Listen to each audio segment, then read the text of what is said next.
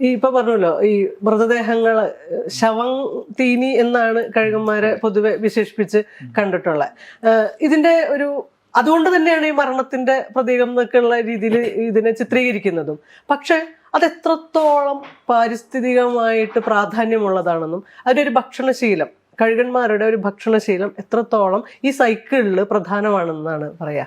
പ്രകൃതിയിലുള്ള ജീവജാതികള് എന്തായാലും ഏതെങ്കിലും ഒരു ഘട്ടത്തിൽ മരിച്ചു വീഴേണ്ട ആളുകൾ തന്നെയാണ്.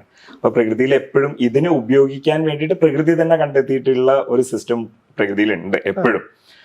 ഏത് ഒരു ഫുഡ് ചെയിന്റെ ഭാഗമായിട്ടൊക്കെ നമ്മൾ പറയുന്ന രീതിയിൽ. അപ്പൊ മൃതദേഹങ്ങൾ ആരൊക്കെ ഉപയോഗിക്കുന്നുണ്ട് എന്നുള്ള രീതിയിലേക്ക് ആലോചിച്ച് കഴിഞ്ഞാൽ മൃതദേഹങ്ങളെ കാര്യക്ഷമമായിട്ട് കൈകാര്യം ചെയ്യുന്നതിൽ കഴുകന്മാരുടെ പങ്ക് ഭയങ്കര പ്രാധാന്യപ്പെട്ടതാണ്.